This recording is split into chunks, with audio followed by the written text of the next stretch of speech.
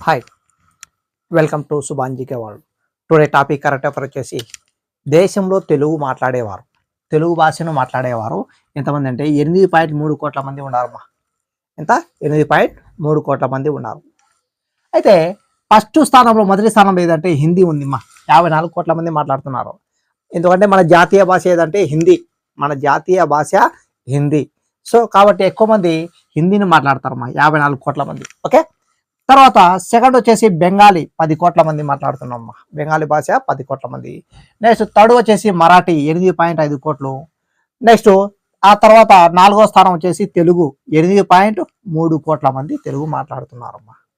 Okay, అయితే తెలుగు తర్వాత ఏ భాష మాట్లాడుతున్నారంటే అధికంగా, సో తమిళం, 7.8 కోట్ల మంది తమిళం అనేది మాట్లాడుతున్నారు. ఓకే, సో అయితే భారత రాజ్యాంగం గుర్తించిన భాషలు ఏంటంటే 22 భాషలు. అయితే మన రాజ్యాంగం అమల్లోకి వచ్చినప్పుడు ఎన్ని 14 ఉండే, 14 + 8 = 22 భాషలు గుర్తుపెట్టుకోండి.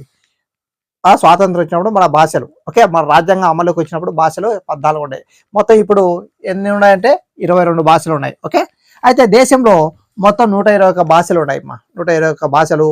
అయితే 270 మాతృభాషలు ఉన్నాయి, 270 మాతృభాషలు అయితే ఉన్నాయి. ఓకే, నెక్స్ట్ ఈ తెలుగు భాష దినోత్సవం ఏ రోజు జరుపుకుంటామంటే ఆగస్టు 29 అమ్మా.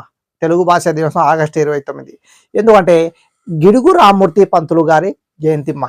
గిడుగు రామ్మూర్తి, ఇతని వ్యావహారిక భాషా పితామహుడు అంటారు. వ్యావహారిక భాషా పితామహుడు గిడుగు రామ్మూర్తి పంతులు.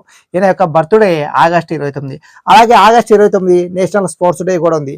అది వచ్చేసి మనకు major Dhyan Chand birthday. Okay, చూసుకోండి ఇలా.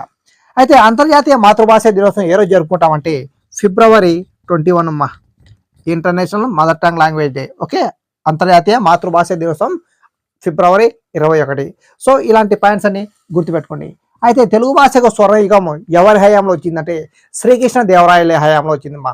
విజయనగర సామ్రాజ్యంలో గొప్ప రాజు ఎవరంటే శ్రీకృష్ణదేవరాయలు. ఆయన హయాంలో ఇది తెలుగు భాషకు స్వర్ణయుగం అనేది వచ్చింది అనేది గుర్తుపెట్టుకోండి. Okay, thank you, all the best.